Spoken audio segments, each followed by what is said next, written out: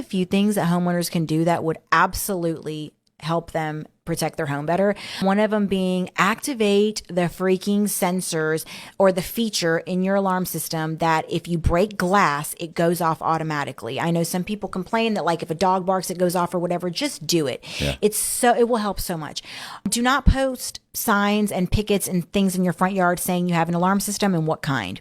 It's not hard to figure out how to do things now. There's YouTube, how to disarm an ADT security system, how to bypass an ADT security system, how to, whatever, a ring.com. Like, don't advertise what you have going on. You're giving them information and a blueprint to your home.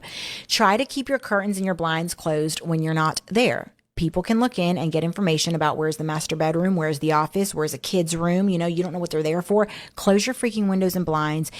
If you have a front door and it's pretty and you want little like cutouts and stained glass and whatever, just try to get ones where you can't see too much of what's going on inside. Do not advertise that you have animals. If you do have animals, you can turn all the motion sensors off, okay? But then close your bedroom door and or your office door and or your kid's door. At the very least, your bedroom door, because every burglar is going to go there, and turn on the motion sensor in that one zone in your bedroom, because when the burglar goes in there, if they do, then it will go off automatically. Your dog doesn't have to go in that one room, like at least that one room. Right. Close the door and turn the sensor on. And just be conscientious of your neighbors. Like say, hey, you don't have to become best friends with them, but just say hi sometimes. Know who's supposed to be in your neighborhood. If something feels weird, it probably is weird. And get yourself a freaking ring cam, because a ring cam will 100% deter people much more than you think. Police don't go after burglars based on a picture. Yes, true enough. But if they see a ring cam and it's motion activated and you can even turn on like the little message that's just like automated, like, hey, how can we help you? Do that. Do all that. Ring cams are like $50 on Amazon. Just get one. I would start out with those few things and tell people, do that. Just do those things and it'll help tremendously. I met a Russian, thought he was just like super mysterious and powerful. And he had this big S500 Mercedes black. My best friend was like, stay away from him completely because he is trouble. He's bad news. And I was like, why? And she couldn't give me an answer. She couldn't tell me why. She just said that her parents said that him and his family were bad news. So that made him more attractive. So at that point, I was like, okay, I got to figure him out. I ended up leaving the party that night. And he actually cut me off in my car and he was like, hey, where are you going? And I was like, home. And he was like, well, you want to go hang out? And I was like, yeah. Do I? Yeah. I've been thinking about this for like the last half hour. Yes, I do. We went and hung out. Nothing crazy happened. We just dated for like a couple, not even a month, maybe like around a month. We talked on the phone and we hadn't even had sex or anything. Like, just waiting for you to be 18. Before that happened, he disappeared. The guy just disappeared. One day, just no more answering the phone. Then I got pissed because after he disappeared for long enough, I asked everybody like, where is he? Katie, where is he? Everybody, where is he? Nobody knew where he was. Nobody knew anything about. So I just left it at that. He ended up fleeing the country. But I didn't know this, okay? He was gone for 4 years. One night at a club, we're getting out of the car. There's a big S500 black Mercedes in front of me, but it's a newer body style. And I see it. And the car forever stuck with me as like his car. It's like when you smell cologne or perfume and you're like, or hear a song, you're like, remember that time?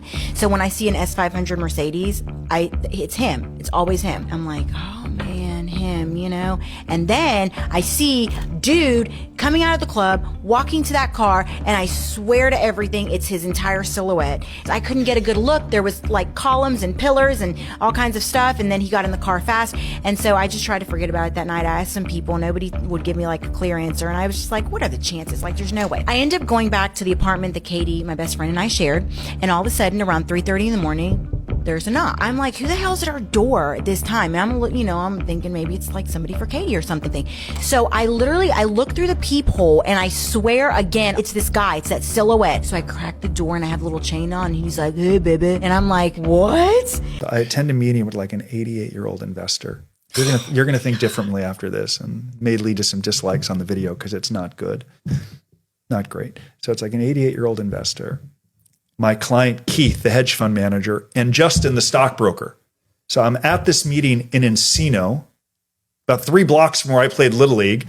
And I'm at this meeting, and this 88-year-old investor has his accountant there. So I sit down in the meeting. I'm like, what am I here? What is happening? And this accountant says, Justin, do you think an 88-year-old investor should have $3 million in a basket of growth stocks? Coca-Cola, Merck, fine. And I'm thinking to myself, $3 million in my mind. Before I went to this meeting, I saw the balance in this hedge fund. It's less than $1 million. Right. So I attend a meeting where this elderly investor and his accountant thinks he has 3 million. I've never met or spoken with them before. I'm like sitting here like, what the hell is happening? They think they have 3 million. There's less than $1 million in the hedge fund. Now I have a dilemma. What do I do? What do I say? So I tried to hedge my bets. And I said, well, I should have just ran. I'd have been fine. I'm out. Instead, I'm like, well, I don't manage the money. Keith does. You've hired him. I simply execute the trades as the broker. I'm trying to protect myself. And the accountant pushes and says, Justin, if you were an 88-year-old investor, would you have $3 million in a basket of growth stocks? And I said, well, if it were my money, and if I had $3 million at 88, I would not have it in growth stocks. I'd have fixed income to get that income, less risk. He doesn't have enough time left. And then the accountant looks at me and says, I agree. Would you please help reallocate the $3 million that remains for our client, reallocate it in a way that you would if you were 88 years old? So when I attended this meeting, I later learned this elderly investor's money had been gone for years. It's all over, Jim. I called the FBI. And I said, you what? And she goes, well, my new friend Chris, which was the girlfriend's ex-husband or husband, found my name in the Dayton phone book and called my wife and said, I think your husband's living with my wife. And then she goes, oh, he's up there living with. So she called the FBI and said, I think my husband's doing something wrong. He gave me $200,000. So they show up. They see all the money. No, it's bank robbery money. They show her pictures. And yeah, that's him. Now they got the name to go with the face. So I'm like, okay, I'm gone. And I hang up and I'm thinking, okay, I'm going to go on the run. They keep wanting me to come back, turn myself in. I ain't doing that. Who's saying that? Are you? She gave me a number to one of the Dayton police officers and said, he was really nice. He'll talk. Of course he was, so I call him and everything. And he's saying, why don't you come back, turn yourself in. I'm like, sure. I said, it'll probably take me, I'll be back home tomorrow afternoon. And he tells me where to meet him. Okay. So I take off west. I don't even go back up there. Right. And I don't know where I'm going. I don't even have a plan because, I've never been in trouble before. I never thought out, okay, what happens? Because I'm thinking either I'm going to get caught at home or something. I don't know that I'm going to get caught, but I'm not there. So I start going west. And like I said, I had a little Nokia phone. And I don't really know a lot about cell phones back then. It was my work phone that I still had, right? Okay. So my wife keeps calling me and putting my oldest son, Chase, on the phone with me to talk to Daddy. So, Chase, hi, Daddy, and I'm talking to him and everything while the FBI is tracking me across the country. Yeah. There's a dude on video visits, and he was visiting two girls. One was a bigger girl, and one was skinnier. And I was like, dude, what's up with that skinny girl? And he's like, oh, she's underage. I was like, oh, never mind. I was like, what's up with that bigger girl? And he's like, that's my sister. I was like, perfect. And I was like, I'm going to use her, right? And he's like, oh, yeah, I don't give a shit. And I was like, perfect. Because what you want to do when you're in there is find a bigger girl. We're going to get into this real quick. Oh, my God. Listen, they support you. They help you out. You know what I mean? They know what it's like to go hungry. This is probably going to get me banned. They knew if they knew what it was like to go hungry, they wouldn't be bigger girls. Okay. True.